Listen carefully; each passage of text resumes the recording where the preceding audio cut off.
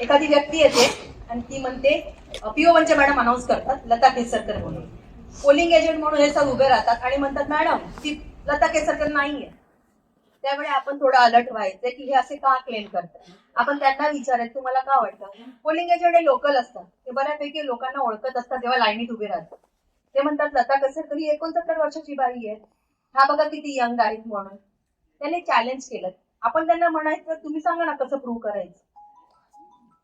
त्यांनी पूछचं बाहेर जाऊन नाही प्रूव्ह करायचं, त्यामुळे मी घरी जाऊन कोणाला तरी घेऊन नाही, इथलं इथे सांग. त्याचं त्यांनी एक उदाहरण दिलं की 69 वर्षाची बाई आणि आपण इथे आयडेंटिटी एस्टॅब्लिश करतोय. आपण सांगतो त्या बाईला पुरावा दे, ती पण आयडेंटिटी कार्ड घेऊनच आलेली असते आणि ती दाखवते आणि ते खरोखर तिच्या चेहऱ्याशी मॅच होते. काही बायका खरोखरच यंग दिसतात. त्यामुळे ती लता केसरकर आहे. दोनच सिनियरी आहे, एक तर ती बोगस असते किंवा ती नसते. जेव्हा हे चॅलेंज करतात आणि यांना वर्बली चॅलेंज नाही करायचं, त्यांना माहितीये, त्यांना खात्री आहे, तेव्हा त्यांना मी चॅलेंज साठी एक डिक्लेरेशन देते. एक कागद वाढला पण तुम्ही फॉर्मली जाताय, बोलाची कडी बोलाचा भात नाही करताय. त्यांना कागद देतात, भरायला लावतात. या पोलिंग एजंटने एक आक्षेप घेतला, त्यांनी सही केली, कुठल्या पक्षाने दिलं, कुठल्या मतदाराला आक्षेप घेतला, त्याचा मतदार यादीतला क्रमांक काय होता. आपण यांच्याकडनं ना 20 रुपये कॅश घेतो आणि नुसते घेत नाहीये, त्याची सुद्धा रिसिप्ट त्यांना देतो. जर त्यांनी एका कागदावर सही केली की मी आक्षेप घेतोय, जर त्यांनी 20 रुपयाच्या रिसिप्टवर पण सही केली, तर तिसरं एक फक्त इंडेक्स वाढतीये की दिवसभरात किती चॅलेंज होती ना. हे नंबर 1 होतं, पहिलं चॅलेंज होतं. मग पुन्हा अनुक्रमणिका, कागद वाढला पण तुम्ही सुरक्षित झाला की त्यांनी आक्षेप घेतला, मी नोंद घेतलो, त्यांच्याकडनं कॅश घेतली, त्यांना रिसिप्ट दिली, त्यांना त्या कागदावर डिक्लेरेशन द्यायला लावलं की त्यांनी आक्षेप घेतला आणि नंतर अनुक्रमणिका. पहिलं चॅलेंज वोट की ह्या वेळेस घेतलं त्यांनी, ह्या मतदार घेतलं. इंडेक्स डिक्लेरेशन वेगळं, अनुक्रमणिका वेगळी आणि 20 रुपयाची पावती वेगळी. म्हणून मी म्हटलं की डॉक्युमेंट जर नसतं आणि 2 सिनियरियामध्ये पहिली ती बोगस निघाली तर आपण पोलिसांना बोलवतो, पोलिसांना ताब्यात देतो. एक कागद वाढतो म्हणजे तुम्ही तोंडातोंडी पोलिसांच्या ताब्यात दिलं नाही, नंतर तुम्ही अडका. तुम्ही पोलीस अधिकाऱ्यांना बोलवून त्याची सही घेता, मी तुमच्या ताब्यात देतो आणि मग त्यांना ती चौकशी करते. तुम्ही सुटला, तुम्ही लिगली गेला किंवा ती बाई जेन्युइन असेल, यंग दिसते आणि तुम्हाला कळलं की तिलाच वोटिंग करू द्यायचं आहे, तेव्हा या मोमेंटला या साहेबांचे 20 रुपये परत नाही द्यायचे. जर तिला पोलिसांच्या ताब्यात दिलं असतं तेव्हा 20 रुपये कॅश परत दिली असते आणि इंडेक्स मध्ये दिलं असतं की आम्ही शहानिशा केला, ही बाई बोगस निघाली, त्यामुळे त्या पोलीस अधिकाऱ्याच्या ताब्यात दिली, ह्यांना 20 रुपये परत दिले आणि इंडेक्स मधल्या ज्या कॉलम मध्ये 20 रुपये परत दिले त्याच्यावर सही करतात, मला परत मिळाले. जिने जेन्युइन वोटिंग केलं ती BM1 मध्ये येईल, पण त्या मोमेंटला यांचे 20 रुपये परत नाही द्यायचे. चॅलेंज वोटचा रिझल्ट लागतो त्या इंडेक्स मध्ये की ती बाई जेन्युइन निघाली आणि म्हणून आम्ही चॅलेंज डिस्कार्ड केले. अपंगांबरोबर कोणतरी कंपेनंट म्हणून लहान आलाय. माझी मैत्रीण होती, तिचे आई वडील दोघंही आंधळे होते. तिला खूप लहानपणापासून सवय होती आई वडिलांबरोबर वोटिंगला जायचं. 10-12 वर्षाची होती आणि तिला अलाउड केलं जायचं. ती फक्त आई वडिलांना मदत करायची, हे बटन दाबा. आता आपल्या BU वर ब्रेल लिपी पण आहे, त्यामुळे बरेचसे अंध स्वतः सांगतात की मी टच करून ठरवतो. पण एवढी छोटी पोरगी असेल, एवढं काही लहान असेल, ऍडल्ट मॅटर नसेल तर कंपेनियन अलाउड करा. कंपेनियन ऍडल्ट असेल ना तर त्याचं डिक्लेरेशन कागद आहे. दिव्यांगांच्या माध्यमातून कोणतरी बोगस करण्याचा प्रयत्न असू शकतो, आपण सावध राहिलं पाहिजे. म्हणून कंपेनियन ऍडल्ट आला की ऑफकोर्स आपण डिक्लेरेशन घेतो, ऑफकोर्स एक इंडेक्स वाढते. नाव आहे BM5. BM1 कशासाठी होतं, जेन्युइन वोटिंग, मतदार प्रेझेंटी करणार. BM2 tender vote. आता कंपेनियन साठी BM5, त्यात सुद्धा परत तीच नावं येणार आहेत. कारण जो दिव्यांग आहे ना तो BM1 मध्ये सही करतो वोटर म्हणून, इलेक्ट्रिक वोटिंग वर वोट करणार आहे म्हणून. त्यामुळे कदाचित ब्लाइंड असेल तर फक्त अंगठ्याचा ठसा करेल लेफ्टचा, पण जर तो फक्त डेफ असेल तर सही करेल BM1 मध्ये.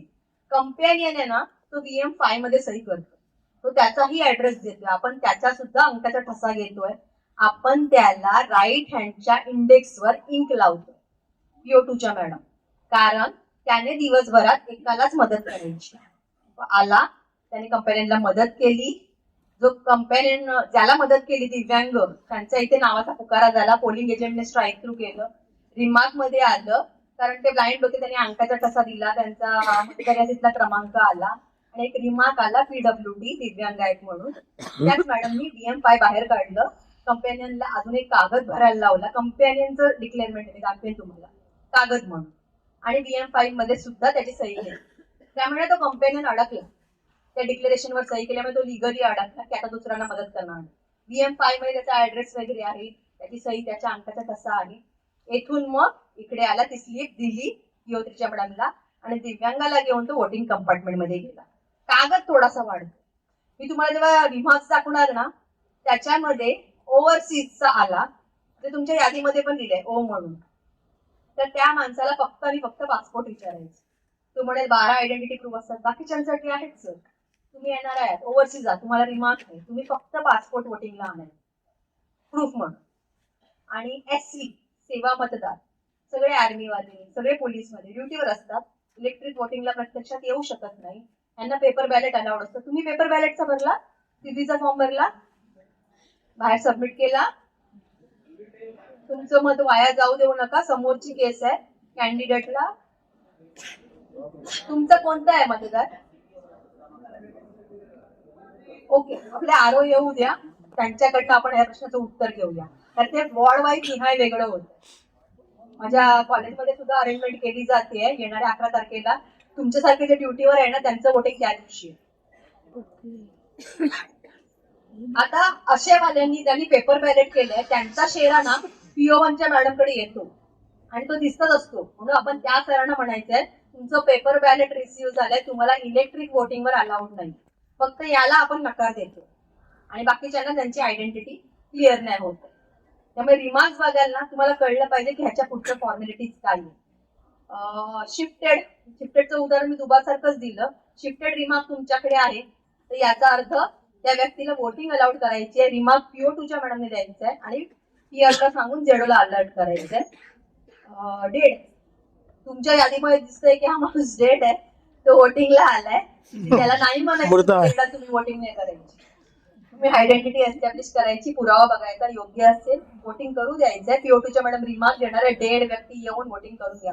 PRला सांगायचं, PR झेडोला अपडेट करा. पुढे ते प्रकरण चौकशीमध्ये जातं की असं कसं झालं, जो माणूस डेट डिक्लेअर झाला होता मग शोध वगैरे होतो. तुमचं मत का महत्वाचं म्हटलं, समोर प्रकरण झालंय की इलेक्ट्रॉनिक वोटिंग मध्ये 2 कॅन्डिडेटचे टाय झाले आणि मग पेपर बॅलेट उघडले गेले, कोण जिंकले. जर पेपर बॅलेट मध्ये पण टाय झाला तर टेंडर वोट मध्ये येतं. त्यामुळे तुमचं मत महत्वाचं. आता डॉक्युमेंट बघूया. आता ठीक आहे, गुड. PPT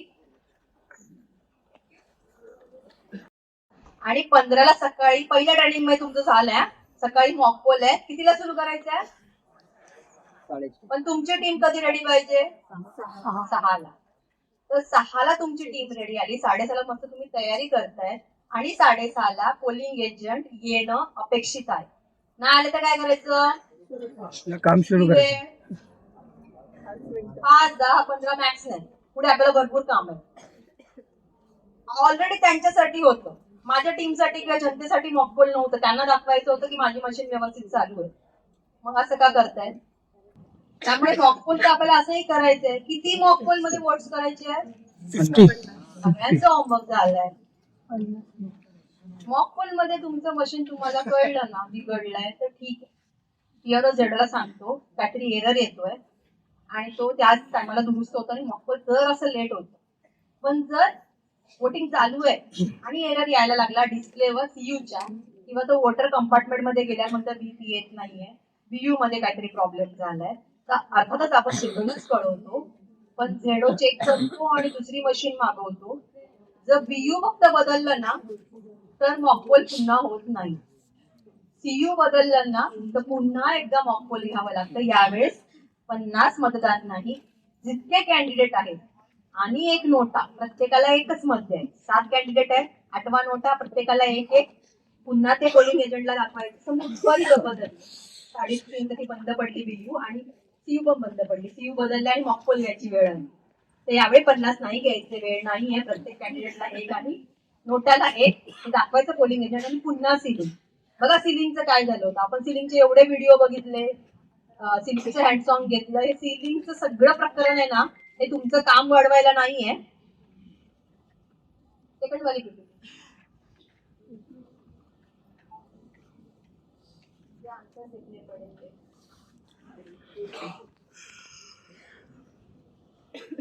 पीडीएफ आहे.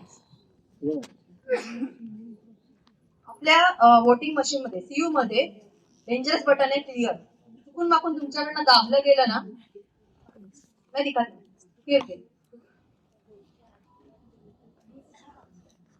मेडिकल.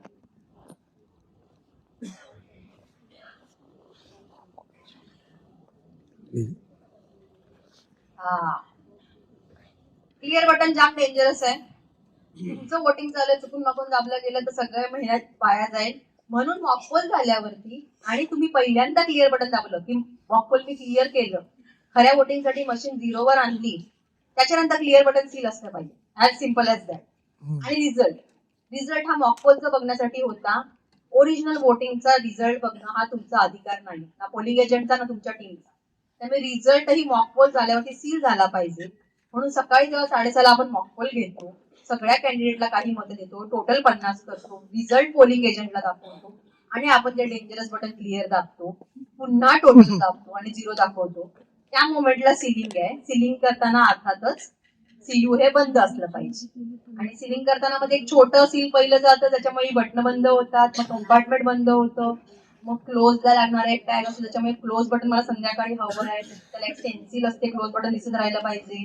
पूर्ण मशीनीला एबीसीडी स्लिप लागते, कोणी छेडछाड करू नये म्हणून. प्रोसिजर महत्वाचे मी मान्य करते, पण आतापर्यंत तुमच्यासाठी ती टेन्शनची गोष्ट होती. आता तुम्हाला कळलं की सिलिंगचं इम्पॉर्टन्स आहे, की ती मशीन सील का होतीये तुम्हाला वाचवण्यासाठी. त्यामुळे तुमच्याकडे फक्त क्लोज, टोटल आणि बॅलेट ही 3 बटन राहतात. क्लोज तर संध्याकाळी दाबायचं आहे, दिवसभरात बॅलेट हे वोटर आल्यावर दाबायचं आहे, आणि टोटल पीआरओ ने मध्ये मध्ये अनेक वेळा जाऊन चेक करा वोटिंग कंपार्टमेंट मध्ये जेव्हा मतदार नसेल. कारण का 2 तासाने तुम्हाला जो झेडोला रिपोर्ट द्यायचा आहे तो फॉर्मॅलिटी आहे, पण जितके तुम्ही ऍज अ पीआरओ अलर्ट राहाल, तुमची टीम इथे काम करतेय, कोणतरी जात आहे, वोटर करताय, मध्ये मध्ये तुम्ही 17 झाले टोटल जाऊन चेक केली, VM1 मध्ये टोटल कळत असते ना, कारण साईन होत असतात. मध्येच तुम्ही चेक करताय, 50 झाले चेक केली, 70 झाले चेक केली, 251 झाले चेक केली. तुम्ही पूर्ण वेळ अलर्टवर असता की मी काही गडबड व्हायला देत नाही, कारण अचानक जर आकडा बदलला तर तुम्ही अलर्टवर येतात, काय झालं ते चुकलं. हे संध्याकाळी जर तुम्ही फक्त टोटल बघितली 2-2 तासाने आणि तेव्हा कळलं VM1 आणि ती मशीन, तर तुम्हाला काहीच करता येणार. त्यामुळे पीआरओनी असं नाही की 2 तासाने टोटल चेक करायचे, जितकं अलर्टवर राहाल आणि वोटिंग कंपार्टमेंट मध्ये मतदार नसेल मध्ये मध्ये जाऊन टोटल चेक करत राहा. मी म्हटलं जसं मागच्या सिलेबस दिला, क्वेश्चन दिले, ही आन्सर आहे. VM1 झालं आपलं, VM2 झालं, VM5 झालं. VM5 कशासाठी होतं? ओके. VM2, VM1 okay. आता हे आहे VM3. खूप आधी याला शब्द होता इलेक्शन सर्टिफिकेट. आता हे VM3 एकमेव डॉक्युमेंट आहे जे 10 कॉपी मध्ये मिळते. आणि जेवढे पोलिंग एजंट असतात, समजा तिकडे 3 बसले आहेत, प्रत्येकाला एक कॉपी द्यावी लागते. पूर्ण हिशोब आहे हा. ह्याच्यातला 11वा मुद्दा बघा, सॉरी 6वा मुद्दा बघा, 6 वाला. हा ब्लर आहे. तुम्ही तो मला QR कोड स्कॅन केला, त्याच्यात जय लिहिलं होतं, जरा क्लॅरिटी बघा. 6 वर बघा, 6 वर एकूण मतांची संख्या, टोटल वोट्स. येथे येणारा आकडा यहाँ की टोटल.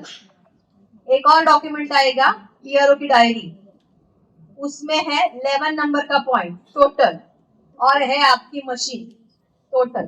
ये तीनों टोटल सेम होनी चाहिए, क्योंकि ये वाला कागज पोलिंग एजेंट के पास जाता है, पोलिंग एजेंट इसे कैंडिडेट को देता है, कैंडिडेट इसे काउंटिंग वाले दिन काउंटिंग एजेंट को देता है. वो लोग सामने बैठे रहते हैं, मीडिया सामने रहता है और अनाउंसमेंट होता है. उस वक्त आप गलत नहीं होने चाहिए, क्योंकि इसकी 10 कॉपी है ना.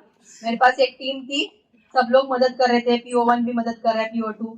इसने एक फिगर अलग लिखी, एक एजेंट को दिया, दूसरे ने अलग फिगर लिखी, वहां उस एजेंट को दिया, और एक टोटल अलग आ रही थी मेरे मशीन की. क्यों? क्योंकि ना एक वोटर था जो यहाँ पे आया, फॉर्मेलिटी करके गया, जब वहां पे पहुंचा ना तो उसने बोला मैं नहीं वोटिंग करूंगा, ये सारे कैंडिडेट नालायक है. हमने उसको बोला नोटा करे करके, लेकिन उसने नहीं किया. तो वहां की एक टोटल कम थी, लेकिन VM1 में एक डिक्लेरेशन था कि वोटर ने रिफ्यूज किया वोट करने के. तो ये सारी चीजें समझ में लेने की जगह मेरी टीम ने, एक ने भरा 570 का फॉर्म, एक ने भरा 571, और मशीन 570 दिखा रही है. तो वो उस दिन इशू हो जाता है। इसलिए VM3 के डॉक्यूमेंट में 6 नंबर का पॉइंट, PRO के डायरी में 11 नंबर का पॉइंट और आपकी मशीन की टोटल मैच ही होनी चाहिए। अब देखिए सारे आंसर्स आ गए, ट्रांसलेशन भी इंग्लिश में आ गया। इसमें से जो ग्रीन पार्ट है ना, आप 14 जनवरी को भर सकते हो और 15 को रेड वाला पार्ट भरना है। आप समझ लीजिए, इसका डिस्क्रिप्शन पढ़ लीजिए और उसके आंसर लिखिए न्यूमरिक में, इंग्लिश में। सेम मैं डायरी में दिखाने वाली। VM3 की कॉपी है ना, आप जब मशीन सबमिट करने जाओगे ना जेडो के साथ, तो जेडो इसके मशीन के साथ 2 कॉपीज लेता है। एक मशीन के साथ रहती है, एक आरओ ले लेता है। तो 10 बनाए तो अच्छी बात है, कार्बन भी प्रोवाइड किया जाता है आपको। पोलिंग एजेंट अगर 3 है, 5 है, 7 है, पोलिंग एजेंट एक एक ले गए, 2 मशीन के साथ गई, एक जेडो ने खुद ले ली, एक आपके पास रहनी चाहिए। ये एक में वो डॉक्यूमेंट ऐसा है जो आप लेके जा सकते हो आपकी सेफ्टी के लिए, ये और PRO के डायरी की कॉपी। PRO के डायरी की कॉपी जेडो भी लेता है, आप भी लेते हो। तो मशीन के साथ जाने वाली लिस्ट भी मैं अलग दिखा रही हूँ। ठीक है, चेकलिस्ट हमेशा रहेगी। आप 14 को जाओगे ना तो भी आपको चेकलिस्ट मिलेगी। आप खाली उस वर्ड से डरते हो, जोड़ पत्र नमूना, लेकिन वो लिस्ट है। आप देख रहे हो सामान और टिक कर रहे हो कि मुझे ये मिला, ये नहीं मिला, तो जेडो मदद करता है क्या मिलने के चाहिए। लेकिन VM3 में गलती नहीं करनी। मैंने बताया ना, ग्रीन पार्ट पहले दिन भरना है तो भर लीजिए, आपका काम टेंशन कम हो जाएगा। 15 को खाली एक्चुअल फिगर्स पता चलने वाले हैं कि आपने एक्चुअली कौन सा सील यूज किया। सील्स सीरीज में आते हैं। अगर आपको पिंक वाला स्लिप 30, 34, 35 मिला है तो इसका मतलब आप कोई एक यूज करने वाले, आपने सुबह यूज भी किया मॉकपुल के बाद और वो लगाते वक्त सही नहीं लगा, हमें फाड़ना पड़ा, हमने 34 यूज किया और 35 कभी यूज ही हुआ नहीं। तो फॉर्म में वो इतना आसान है कि दिए गए कि ये 3 सील यहाँ से लेके इस सीरीज तक हमने यूज ये कहे, खराब ये हुए और ये यूज नहीं हुए। इतना आसान, इतना आसान आंसर है उसका, उसमें पैनिक होने जैसा कुछ भी नहीं है। इससे जितना काम ग्रीन का है 14 को करके रखिए और 15 को एक्चुअल फिगर्स जानने में टाइम नहीं लगेगा। सेम BSC का राइट का पार्ट दिखाइए, वो वाला सेकंड वाला, जरा जूम आउट। देखिए पोलिंग एजेंट की साइन है वहां पे, वो सील के नंबर्स है, number of voters in VM1। कितना आसान है, इसमें भरने जैसा क्या है, अनयूज। और पोलिंग एजेंट इस पे साइन करते हैं ना, वो बाउंड हो जाते हैं कि तेरे सामने सब हुआ था, बाद में कैंडिडेट आपको नहीं बोल सकता कि आपने गलत किया। ये डॉक्यूमेंट पे उसकी भी साइन है, सील पे भी उसकी साइन रहती है, टैक्स पे उसकी साइन रहती है पोलिंग एजेंट्स की, और ये कॉपी तो हर किसी को मिलती है। रिटर्न देखिए आसान है। मैं एनवेलप पे अभी तक नहीं आई हूँ क्योंकि डॉक्यूमेंट समझ गए, इसका मतलब एनवेलप कुछ भी नहीं है। एनवेलप मिलते ही उनके टाइटल के साथ है, वो डॉक्यूमेंट उसी एनवेलप में डालना है। इसका मतलब 14 को आप डाल के रख सकते हो, अनलेस अनटिल के आपके वो टेबल पे यूज कर रहे हो, उसका एनवेलप उसके नीचे रखो। 5:30 को काम खत्म हुआ तो उसी एनवेलप में डालो। PRO की डायरी रिमोट कीजिए, पहले VM1 पूरा दिखाइए। गुड। आता VM3 ला कोण घाबरताय? सेंटरवर खबर आहे. आपण व्यवस्थित करायचंय की नाही, आपण इकडे काय खोटं नाटक सांगणार आहोत का? प्रामाणिकपणे करणार आहोत आणि तेच फिगर भरणार आहोत, एवढे तर इमॅजिनेशन नाहीये। तर मग आपण कसं चुकू सांगा? PRO ची साईन आहे, पोलिंग एजंटची साईन आहे, आपण हे सगळं व्यवस्थितच करतोय। आता PRO की डायरी नेक्स्ट पेज। इसमें ना 3 पेजेस है, ये 2 है और एक है ये वाला। तो फिर से वही 3 पेज की डायरी. ग्रीन वाला पार्ट 14 जनवरी को आप भर सकते हैं और 15 को बाकी का पार्ट भरना है। सही से पढ़िए देखिए। बघा चैलेंज वोट के बारे में यहाँ पे डिक्लेरेशन है, कितने चैलेंज वोट हुए।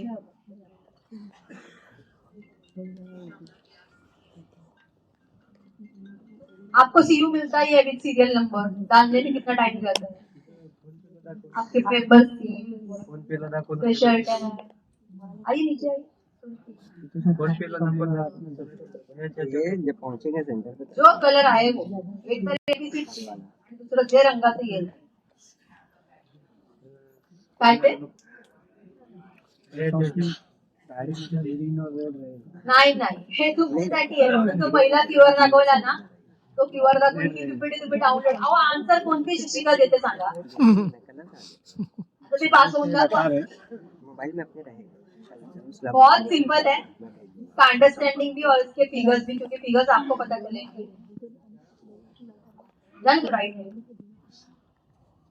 बघा आपण जसा पण रिपोर्ट देत होतो ना की 7:30 9:30 50 झाले, प्रोग्रेसिव्ह देत होतो. 9:30 11:30 अजून 50 वाढले म्हणजे आपण 100 देतोय. तर त्याच मोमेंटला इथे सुद्धा लिहून घ्यायचंय. तो आकडा तर काही बदलणार नाहीये. वयाविषयी घोषणा पत्र. आपको लगता है ना जो वोटर आ रहा है वो एज के मामले में जरा छोटा दिख रहा है, वो बोला नहीं मैं 18 पूरा हूँ, तो हम उसको पूछते हैं उसके साथ. तो उसका एक डिक्लेरेशन एक ही कागज बढ़ रहा है और वो सामने से कोई मना करता है ना तो भी काउंट लिखना है. कागज क्यों बढ़ रहा है, आप सेफ होने चाहिए, आपके बारे में इश्यू नहीं होना चाहिए. पीआरओची डायरी पण आपली safety पीपीटी level. डाउनलोड केल्यावर अशीच भरायची आहे. गुड. जाऊया पुढे. ऐसा हुआ तो काही इथे सबूत भरपूर डाऊट आहे. बताओ. ऐसा हुआ तो सबूत बताओ. सांगा. सिर्फ कागज से.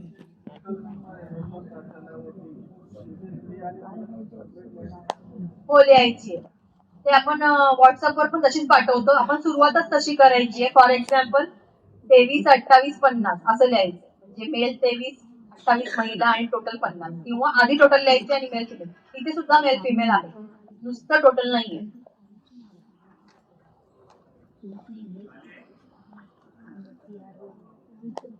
झूम आउट कीजिए. त्या बूथवर दंगल झाली का.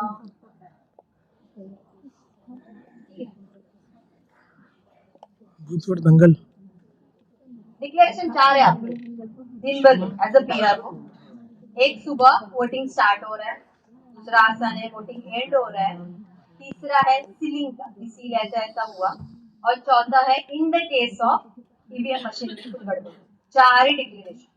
इसमें से मशीन की गड़बड़ तो सबके साथ नहीं होगी, तो उनके पास से फॉर्म आता है, आप लिख के देते हो नील कि ऐसा कुछ हुआ ही नहीं. जिनका हुआ है वो नए वाले सीयू का नंबर लिखते हैं डिक्लेरेशन, और इसमें भी पोलिंग एजेंट की साइन.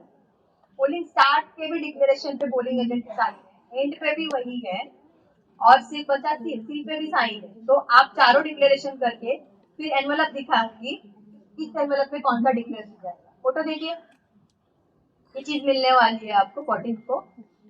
बहुत आसान है. पहले ये वाला फोटो देखिए, थोड़ा जूम आउट कीजिए. संवैधानिक लिफाफे स्टैट्यूटरी. इस टेबल पे जो काम चल रहा होता है ना, यहाँ की कॉपी पीओ 2 के मैडम के पास जो VM1 है, वो स्लिप जो PO2 के मैडम के पास से PO3 के मैडम के पास जा रही है, ये बहुत इंपॉर्टेंट डॉक्यूमेंट है, तो वो स्टैट्यूटरी में जा रहा है. इसका एक बड़ा सा व्हाइट एनवलप है A3 साइज का, उसके छोटे एनवलप है, ताकि हर किसी को पता चले कि मेरा काम खत्म होने के बाद कौन सी चीज कौन से एनवलप में जाए. थोड़ा सा जूम आउट, पीछे जा रही हूँ फिर से. Zoom out. Statutory envelopes. Zoom out कीजिए. कौन है यार, इसका ही नहीं. Zoom out. देखिए व्हाइट वाला एनवलप. क्या सॉफ्टवेयर लेके बैठा है, कीबोर्ड से जूम आउट करने का. एंड कर लिया. स्टैट्यूटरी का कलर देखिए, ये ब्राउन दिखा आपको अलग है, और इसका देखा आपको अलग है. ये नॉन स्टैट्यूटरी कलर अलग है ना. दोनों के बड़े वाले एनवलप व्हाइट है, और उसमें लिस्ट भी है कि क्या चीज इसमें डालनी है. हर छोटे एनवलप पे भी लिखा है कि आसान इसमें कर क्या दी किसी से पहली बार से. अच्छा.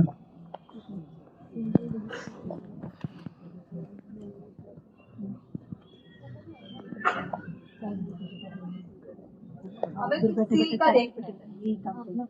अगर आप उसमें डाल रहे हो, ये देखिए जरा ऊपर देखो. मतलब ये वाला टेबल पूरा दिखना चाहिए. हाँ देखिए इसी टेबल का डॉक्युमेंट आहे हे.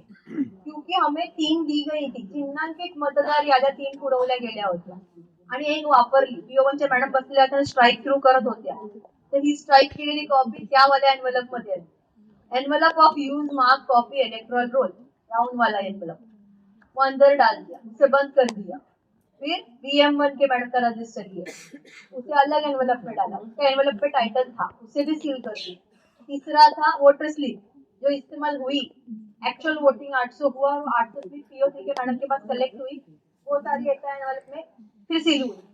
फिर आया बैलेट पेपर जो टेंडर वोट के वक्त यूज किया गया, एक एनवलप में सील, वो जो नहीं यूज हुआ लेकिन बहुत ही सेंसिटिव चीज है, किसी ने उसका गलत इस्तेमाल नहीं करना चाहिए, तो एनवलप में और संवैधानिक लिखा इम्पोर्टेंट है, इसलिए अलग एनवलप में जा रहा है, ढूंढने की भी बात नहीं है, एनवलप पे लिखा हुआ है, हम सब लोग लिटरेट है, तो हम उसी पे कागज डालेंगे और पैक करेंगे। इसकी वजह से आप जब इलेक्शन खत्म होगा ना, आप टेंशन में नहीं रहोगे कि मैं डॉक्यूमेंट के बारे में क्या कर रहा हूँ। पहले तो 14 का होमवर्क कर लिया, 15 को जब जब इवेंट हुए तब तब नोटिस की, जब एंड हुआ तो सही से पैक किया, और इसके लिए हम आगे जाएंगे कि कौन सा नॉन स्टेशनरी, फिर से व्हाइट एनवलप, फिर से अंदर के सारे एनवलप देखिए, वो इलेक्ट्रॉल यादी जो यूज नहीं हुई दोनों, वो पोलिंग एजेंट्स के ऑर्डर जो सुबह 6:30 बजे वो लेके आए, मैं पीआर हूँ, मेरे को सामने से कोई बंदा बता रहा है कि वो उम्मीदवार से आया है, तो मैं उनके पास से एक कॉपी देती कि आपको किसने अपॉइंट किया, उस अपॉइंटमेंट में कैंडिडेट की सिग्नेचर है, यही सिग्नेचर मुझे 14 को एक डॉक्यूमेंट मिला था कि यहाँ पे कौन से कैंडिडेट खड़े हैं, उनकी साइन क्या है, मैं वेरीफाई कर ली कि इस बंदे को उसी कैंडिडेट ने भेजा है। एक कैंडिडेट जब फॉर्म भरता है तो उसे 2 पोलिंग एजेंट अलाउड होते हैं दिन भर में, तो शायद सुबह कोई पोलिंग एजेंट एक आया, उसने मुझे वो उसकी अपॉइंटमेंट ऑर्डर दिखाई और मैंने मान भी लिया कि ये बात सही वेरीफाई हो रही है, वो बंदा बैठा है। दोपहर के बाद वो गायब हुआ या बता के भी गया, दूसरा बंदा उसे रिप्लेस करने आया, सही चीज है, मैंने उसका भी डॉक्यूमेंट देखा, उसका भी आइडेंटिटी प्रूफ पूछा और उसको बैठने दिया। एक कैंडिडेट को 2 ही पोलिंग एजेंट दिन भर में अलाउड है, और एट अ टाइम दोनों एक साथ नहीं, या तो ये रहेगा या तो वो रहेगा, तो चांसेस है कि सुबह मेरे स्टार्टिंग वाले इलेक्शन के डिक्लेरेशन में किसी पोलिंग एजेंट की साइन है, उसी कैंडिडेट के दूसरे एजेंट की साइन एंडिंग में, क्योंकि ये पूरे दिन बैठे, ये भी गारंटी नहीं है। आजकल की जनरेशन है, दिन भर मोबाइल के बगैर नहीं रह सकती, मोबाइल हम एजेंट भी नहीं करते, बहुत सारा इशू हो जाता है, हम फिर बोल देते हैं कि हाँ मोबाइल साइलेंट कीजिए, जेब में डालिए, इस्तेमाल नहीं करना। देखिए जो अरेंजमेंट थी बूथ की ना, आपने अरेंजमेंट देखी थी पीपीटी में, तो मैं अपने टीम को हमेशा उनके सर्वेलेंस पे रख रही हूँ कि ये मोबाइल बाहर निकाले ना, मुझे तुरंत बताइए, उसने आपका वीडियो नहीं बनाना चाहिए, क्योंकि यहाँ पे कोई सर बैठे थे, उनको पता है उनकी वाइफ कॉल नहीं करेगी, ड्यूटी पे है और आया, इसका मतलब इमरजेंसी है, गलती से उन्होंने उठा लिया, वो वीडियो शूट करेगा, वायरल करेगा और बोलेगा देखिए ड्यूटी पे क्या चल रहा है।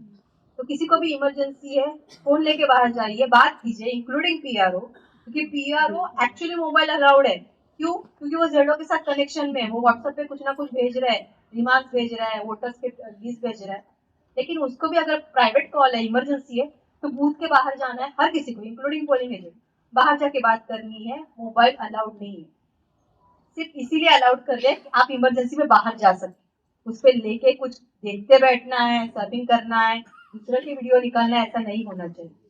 तो मोबाइल का हर कोई क्वेश्चन पूछेगा, जब पोलिंग एजेंट की ऑर्डर्स आती है, एनवलप देखिए, उसमें डालना है आपको appointment orders of polling agent, election duty certificate मिलता है और उसे उसी एनवलप में डालना है। लिस्ट ऑफ चैलेंज वोट, अगर चैलेंज हुआ तो मैंने एक कागज, मैं दिखाती हूँ कागज, खाकी ब्राउन, इंक्लूडिंग उनका नील है कि नहीं, अगर चैलेंज नहीं हुआ तो ब्लैंक कागज नहीं डालना है, पर्पजली नील लिखना है ताकि कोई उस कागज के साथ छेड़छाड़ ना करे।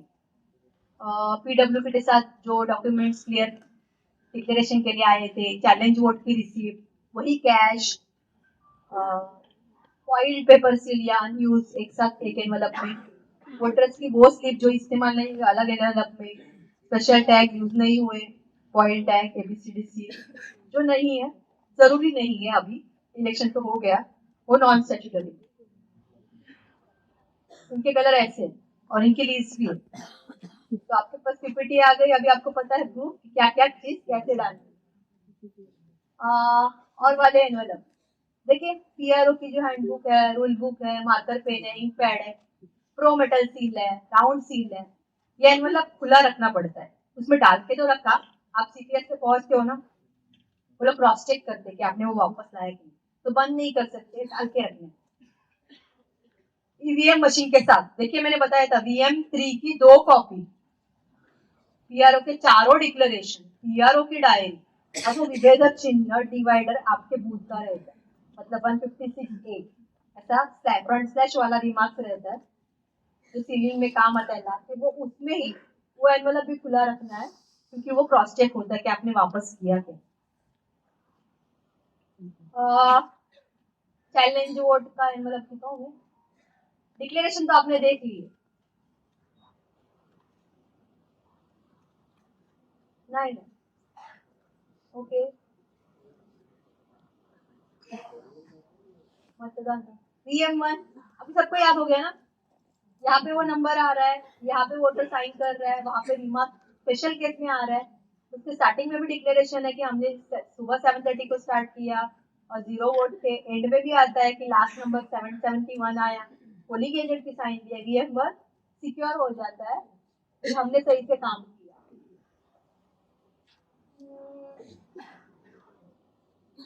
पोलिंग क्लोज होने से पहले 7:30 to 5:30 इलेक्शन है, लेकिन 5:30 से थोड़े देर पहले PRO की जिम्मेदारी है कि वो बाहर जाए, भीड़ कितनी है देखे, सिक्योरिटी पुलिस वालों को इन्फॉर्म करे कि शार्प 5:30 को मेन गेट बंद करे, उसके अंदर जितने भी लोग हैं उनकी सही से लाइन लगा ले।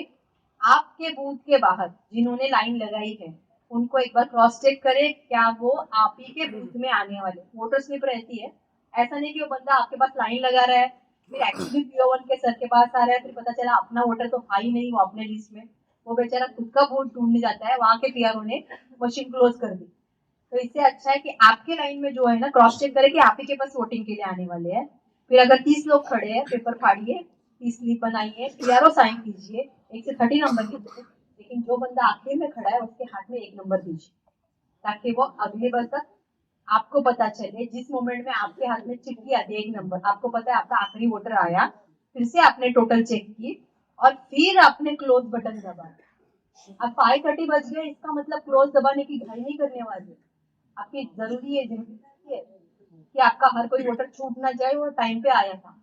कि बाद में कोई आके झगड़ा करेगा मैं तो आया था, मैं इधर उधर ढूंढ रहा था और आपने तो क्लोज बटन दबा दिया। तो इससे अच्छा है कि 5:30 से पहले एक सर्वे कर लीजिए कि आपके पास कितनी भीड़ है। सेंसिटिव एरिया में फोकस करने के लिए पर्पसली 5:15 को बड़ी सी लाइन लगाई जाती है। PO1 के मैडम को पैनिक नहीं होना, आइडेंटिटी वैसे भी एस्टेब्लिश करनी है, लेकिन 5:30 को मेन गेट तो बंद हो जाना चाहिए ताकि जितने भी लोग आए हैं इतनी लाइन लगाने के लिए उनकी तो वोटिंग हो जानी चाहिए। भगवान ना करे आपके पास ज्यादा लाइन है और सारे लोगों की वोटिंग होते होते 6:15 हो गए, 6:30 हो गए, फिर भी कोई इशू नहीं। आपके डिक्लेरेशन में एक्चुअल टाइम ही आएगा, 6:30 तो 6:30, 7:30 तो 7:30। आपको गलत टाइम नहीं लिखना है 5:30। अगर कोई आया ही नहीं और आपको पता है वैसे भी क्लोज करने वाकई में 5:30 को क्लोज हो गया, आप लकी हो, तो फिर 5:30 टाइम है। हर किसी का टाइम 5:30 नहीं आएगा डिक्लेरेशन। 5:30 का टाइम। ठीक है, मॉकपोल को भी हम समझ गए, सीलिंग समझ गए। सीलिंग का पूरा वीडियो फिर से देखिए। सीलिंग का बता दो। वैसे ही आपका बूथ अभी ये आपकी चेकलिस्ट है, ये 14 को मिलेगी आपको। तब आप चेक करोगे मेरे पास ये चीज आई क्या। हाथ में लोगे, पेंसिल लोगे, ये चीज अपनी चारों टीम रहेगी। हम जेडो को बताते हैं वो वाला नहीं दिख रहा है, ये वाला नहीं दिख रहा है, हम सिर्फ क्रॉस चेक करते रहते। इसके बगैर हमें बस में से निकलने को ही नहीं मिलता कि हम अपने बूथ पे जाए। हम CPS में रहते हैं, ये सामान कलेक्ट कर रहे हैं, सब मिलने के बाद ही हम लोग बस में चढ़ के बूथ सेंटर पहुंचते। ओके जुमा।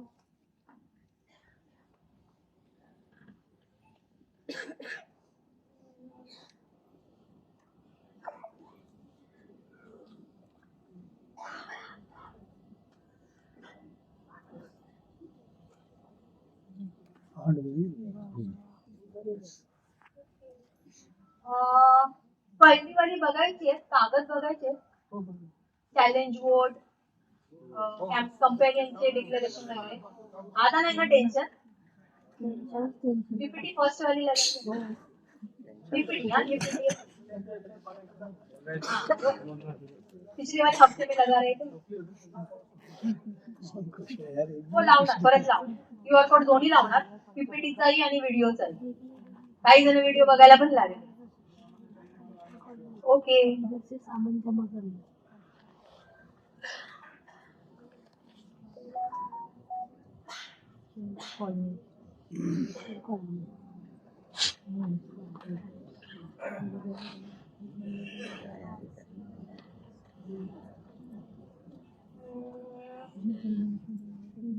अच्छा, बीएलओ क्या करता है?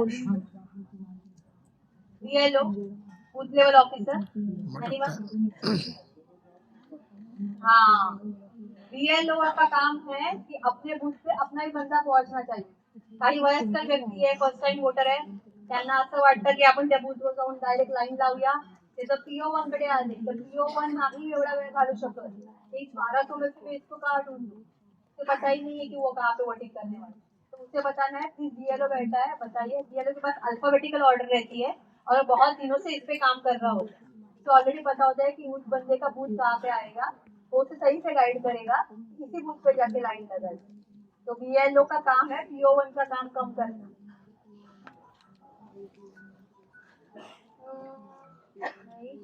डॉक्युमेंट क्या आहे बघा, तुमचं सीयू, तुमचं बीयू, हे ते लेफ्ट साइडचं टोटल बटन, हे आणि हे बॅलेट बटन, या टिपच्या खाली क्लोज बटन। पूर्ण कॅन्डिडेट साठी जर कॅन्डिडेट फक्त 7 असतील, हे 16 बटन असतात आणि 7च्या खाली एक नोटा आठवं असेल ना, तर बाकीची उरलेली बटन मार्क असतात, ती दाबली तरी आवाज येत नाही किंवा काही फंक्शन होत नाही। फक्त हीच बटन कॅन्डिडेट आणि मार्क असतात। शिवाय ही लाईट बघा, जेव्हा बॅलेट बटनचं दबलं होतं ना, ही लाईट ऑन होते, इथे पण ऑन होते आणि इथे पण। इकडे ग्रीन, सीयू वर ऑन असते, सीयू ना कायमच इकडे ग्रीन चालू ऑन केलं पाहिजे, पण बॅलेट दिल्यावरच रेड ऑन होतं आणि वोटर कंपार्टमेंट मध्ये हे ग्रीन ऑन होतं। जर त्याने ब्लू बटन दाबलं एखाद्या कॅन्डिडेटला, तर हे भरपूर मोठं बीप करून नंतर बंद होतं, मग हे पण बंद होतं वोटिंग। आता तुम्ही लकी आहात की फक्त एकच प्रभाग आहे जिथे 2 बीयू आहेत। 16 पेक्षा कॅन्डिडेट वाढले ना, ते एक बीयू अजून अटॅच करावं लागतं, मग हे BU1 आहे आणि ते BU2। पण फक्त एकच प्रभागात 2 बीयू आहेत, सिरियल वाईज बीयू कनेक्ट असतात, बाकी सगळ्यांसाठी एकच बीयू।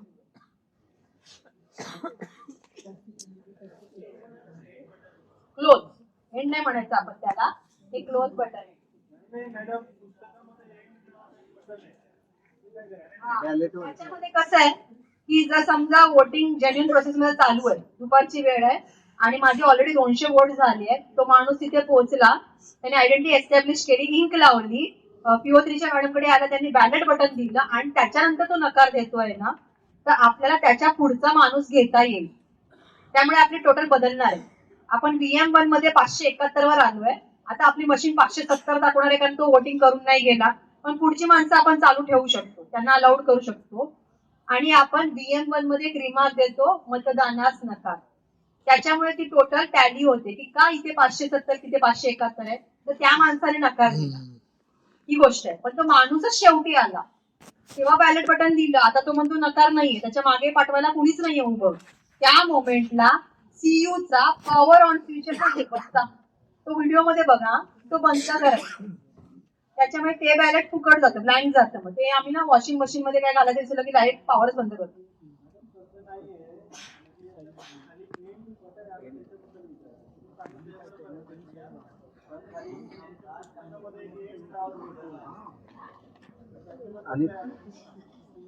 एंड म्हणण्यापेक्षा ना आपल्याकडे 2च ऑप्शन आहे। एक ऑप्शन आहे आपण त्याला मोटिवेट करून नोटा दाबायला लावायचंय, दुसरं तो गेला तर VM1 मध्ये आपण नमूद करायचे मतदानास नकार, पण तो जो शेवटचा मतदार असेल तर आपली टोटल अशी मिसमॅच होणार आहे, तेव्हा आपण ते पॉवर ऑफ केल्यामुळे बॅलेट ब्लँक होणार आहे, पण टोटल तीच राहणार आहे।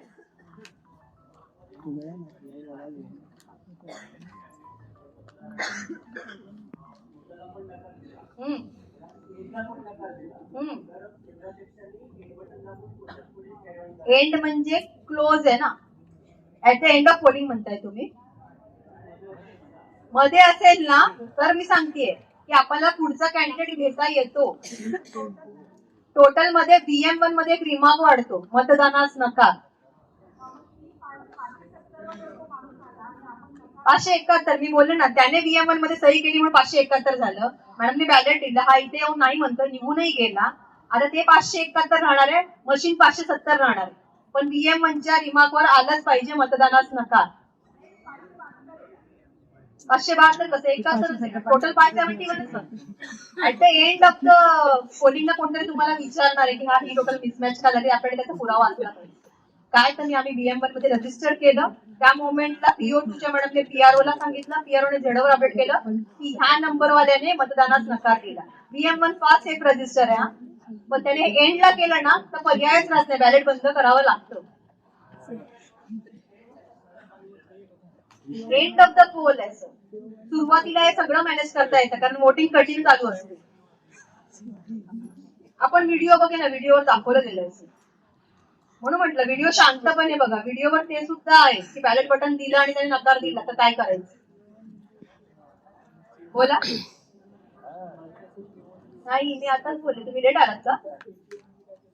ओके. हा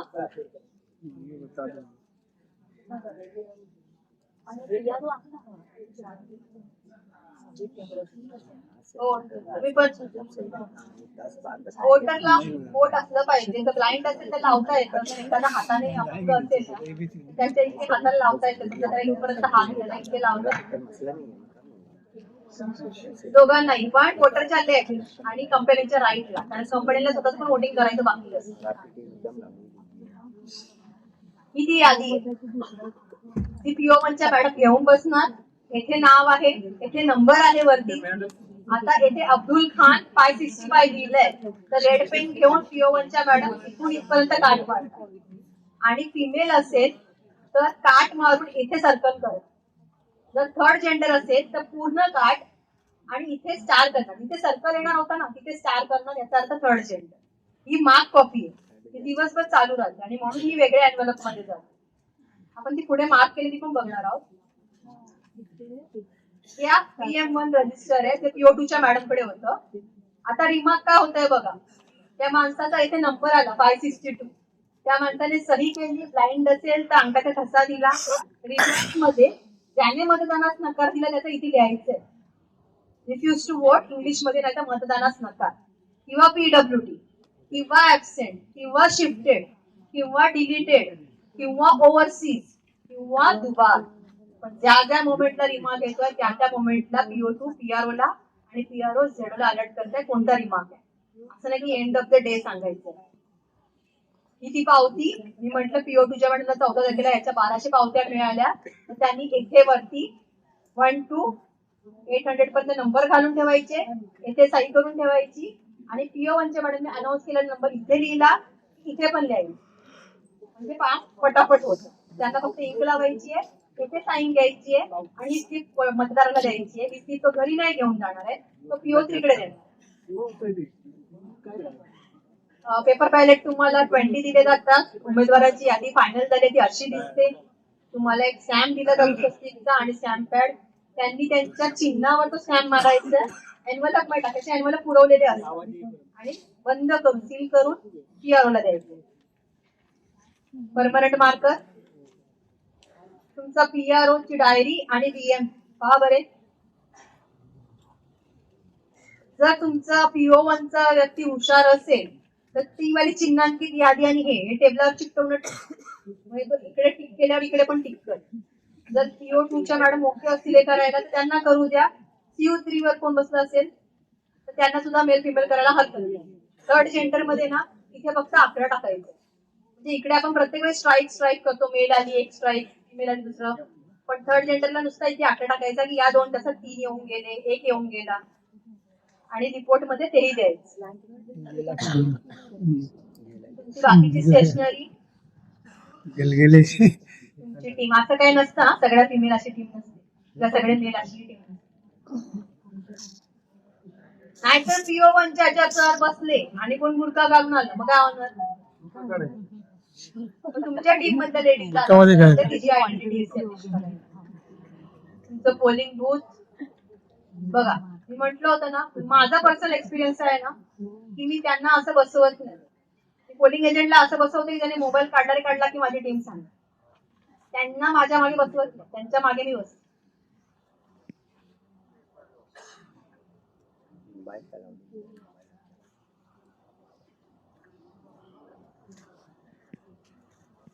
तुम्ही भेटता 14 तारखेला, सामान घेतात. तो स्विच व्हिडिओ मध्ये स्विच मस्त दाखवला लावताना, फार इझी असतो लावणं आणि काढताना मागचे क्लिप पकडले तर तो निघतो. फार जोर नाही लावायचं त्याच्यावर. तुमचं बीयू नाजूक आहे.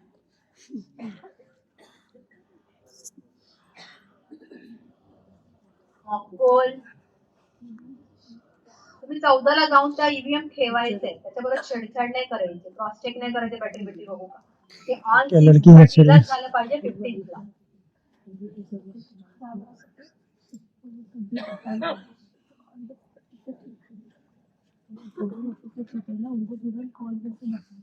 तुम्ही मॉकपोल करताना एक साधं वही साधा कागद घेऊन बसा. पोलिंग एजंटला समोर घ्या आणि सांगा मी पहिल्या कॅन्डिडेटला 7 मतं देतोय, कागदावर लिहिली 7. कारण त्या मोमेंटला आपण रिझल्ट बघणार नाही, यावेळी व्हीव्हीपॅट नाहीये. आपल्याला टॅली करण्यासाठी कागदावरचे आकडे उपयोगी पडणार आहेत. तुझ्या समोर 7 दिली होती, कागदावर 7 दिली आणि मशीन 7 दाखवते. रिझल्ट फार स्लो असतो. हा मला खूप पेशन्स ठेवावे लागतात. तो फार आरामात रिझल्ट दाखवत असतो. बघा ते म्हणतो ना button ceiling address tag total देखने में आपल्या मशीनवर पडता कामा 2 घंटे में टोटल देखने में तुमचं मतदान सुरू 2 घंटे झालं. में टोटल देखना ना उसका बटन क्या है. हे सुरुवातीचं डिक्लेरेशन. पुन्हा पोलिंग एजंटचे साईन आहे. ज्या ड्युटीज 12 पुरावे. तुम्ही ही पण पीपीटी डाउनलोड केली ना मागच्या वेळी. हो आपण पुन्हा क्यूआर देऊया. हो दोन्ही स्कॅन क्यूआर चल ही नहीं रहा था. पीपीटी 1 आहे. आपण मगाशी बघितली पीपीटी दोघांचे स्कॅनर स्कॅन करायचे, व्हिडिओचा पण करायचा आहे. बघा त्यांनी मार्क केलं कसं झालं. आणि हे मेल फिल कधी कधी रेड पेन संपतं, ब्लूने मार्क करताय काही ब्लू ब्लॅक ने मार्क करतात. बघा फक्त पीबी वाल्यांना तुम्ही अलाउड करत नाहीये, कारण तुझं पेपर बॅलेट झालं आहे. आम्ही तुला इलेक्ट्रिक वोटिंग अलाउड करणार नाही. एएसडी मध्ये रिमार्क देऊन अलाउड करतोय. ओबी मध्ये फक्त पासपोर्टवर अलाउड करतोय. इंक लावली आहे. VM1 रजिस्टर आहे. ही स्लिप आहे. त्याचं डिक्लेरेशन आलं आहे की आम्ही जेव्हा सुरुवात केली तेव्हा टोटल 0 होती, संपल्यावर तेवढी आली. प्रत्येक जण जागेवर आहे. तो सत्याचं काम करतो आहे. 2-2 तासाने रिपोर्ट होतो आहे. 5:30 ला जर मतदान संपलं तर आधी क्रॉस चेक करतो आसपास कोणी आहे का, वोटिंगचं राहिलंय का, मग क्लोज बटन दाबतो. क्लोज बटनचा टाइम नोट करतो, टोटल टॅली करतो. तुमचं VM1 VM3 आता हे भरलेलं नाहीये पीपीटी 1 मध्ये. तुमची दुसरी पीपीटी आहे त्याचा आन्सर आहे त्याची. तुमची डायरी याची आन्सर नाही, आपल्या 2 पीपीटी मध्ये आन्सर आहे. संपल्यानंतरचं डिक्लेरेशन पुन्हा पोलिंग एजंटची सही की या टायमाला संपवलं. PROची साईन सीट करतानाच आहे. Out of the syllabus question fault in machine बिघडली, मॉकपोलला बदलली तर अशी पण नवीन येणार आणि मॉकपोल सुरू होणार. ऍक्च्युअली वोटिंगला बदलली तर सीयू बदलावं लागलं तरच मॉकपोल होतं. त्यावेळेस 50 मतं नाही, प्रत्येक कॅन्डिडेट एक आणि नोटा आहे. पण पुन्हा ती क्लिअर करावीच लागते. पुन्हा त्याचं क्लोज बटन टोटल 0 चेक. दुसऱ्या सीयूचं टोटल चेक करावीच लागते, सील करावीच लागते आणि वोटिंग रिझ्यूम ठेवावं लागतं. फक्त एक शेवटला टोटल बदलते की सीयू वाढला होता, त्याच्या सीयू मध्ये ही मतं होती, ह्या सीयू मध्ये ही मतं होती.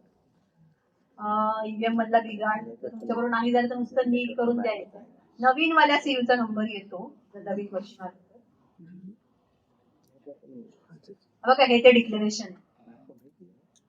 जेव्हा कंपेनियन येतो तेव्हा त्याच्याकडनं भरून घ्यायचे, त्याची साईन घ्यायची आहे. ही त्याची इंडेक्स आहे. हे डिक्लेरेशन त्या कंपॅनियनने साईन केली. ही इंडेक्स कंपॅनियनची, कारण दिव्यांग हा VM1 मध्ये सही किंवा शिक्का हाताचा ठसा देणार, त्यामुळे कंपॅनियनने ह्याच्यात करायचं, दिव्यांगाने नाही. मग त्यांनी रेफ्यूज केलं. पहा बरे खालचं बघा. If the BU is ready to vote position and the poll will not close, PO3 shall switch off the control unit. PO3 कडे ती पॉवर आहे की त्याने पॉवर ऑफ करायचंय. शेवटचं वोट त्यांचा माणूस नकार देतो, त्या मोमेंटला स्विच ऑफ केलं. थोडा वेळ थांबा, पुन्हा चालू करा. तुमची टोटल 30 राहणार. एक तुमचं कमी येणार आहे कारण VM1 वर साईन झाली आहे, त्या माणसाला इंक लागली आहे. पण ते आपल्याला VM3 मध्ये नमूद करता येतं, VM1 मध्ये नमूद करता येतं. डिक्लेरेशन देता येतं की का बोर्ड मध्ये फरक आहे. एखाद्याला तर पूर्ण प्रोसिजरच नको असते, सुरुवातीपासून तमाशा करतो. मी इंक लावून घेणार नाही, माझी आयडेंटिटी तुम्ही विचारणार. सेलिब्रिटी नाही पुरावा घेऊन गेले. आप मुझे पूछोगे मैं कौन हूँ? ते सुद्धा रिमार्क्स मध्ये आहे, कारण तुम्ही प्रकरणात अडकता कामा नये. मीडिया असतो, तुमचा अधिकार आहे अशा तमाशा करणाऱ्यांना परवानगी न देण्याचा. टेंडर्ड वोट, आता बघा टेंडर्ड वोटचं पण वेगळं रजिस्टर पहा बरे. VM2 आलेला माणूस, त्याचा मतदार यादीतला क्रमांक, त्याचं थंब इम्प्रेशन, त्याला टेंडर वोट करून दिलं म्हणून VM2 वाटलं. सगळ्यांनाच वापरावं लागेल असं नाही. चॅलेंज वोट मध्ये पोलिंग एजंटने चॅलेंज केलं, मी त्याच्याकडनं ही इंडेक्स भरून घेतली.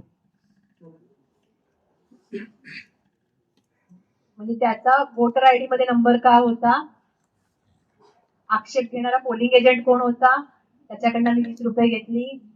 माझा आदेश काय झाला की हो ती व्यक्ती बोगस होती किंवा ती व्यक्ती जेन्युइन होती, आणि जर व्यक्ती बोगस होती आणि पोलिसांच्या ताब्यात गेली तर मी 20 रुपये परत दिले म्हणून पोलिंग एजंटने साईन केली. येथे ती 20 रुपयाची पावती, ह्या 2 पावत्या एका कागदात 2 फाडता येतात. एक त्याला रिसिव्ड म्हणून देता येते, एक आपल्याकडे राहते. त्याने 20 रुपये आपल्याला दिले. हे पोलिसांसाठी जेव्हा आपण कोणाच्या ताब्यात होतो पोलिसांना बोगसच्या, तेव्हा तोंडातोंडी नाही द्यायचंय, असं लिहून त्यांची साईन घेऊन ताब्यात द्यायचं. पुन्हा कागद तुमच्या सुरक्षेचा. Annexure 15. हो एवढं सोपं होतं. फार कठीण. आउट ऑफ द सिलेबस काहीतरी.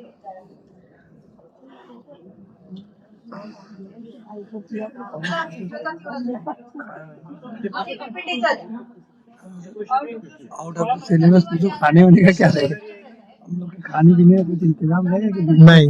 भूखे रहने का.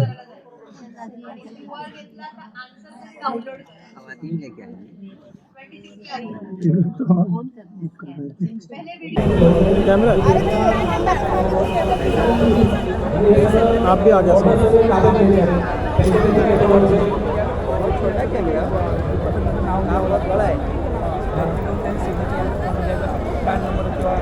येलवाडचे कर्मचारी जर आले असतील तर त्यांनी आदेशपत्रक घ्यायचं, तसेच आदेश प्राप्त करून घ्यायचे. आपल्या टेबलवर बसून आपल्याला. तो हम लोग यहाँ पर PRO की ट्रेनिंग पे आए हैं. ये हमारे साथ असलम सर है और 14 तारीख से हम लोग ड्यूटी पे लगेंगे.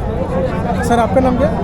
सारी मध्य ट्रेनिंग खत्म हो गई है, बस आ रही है.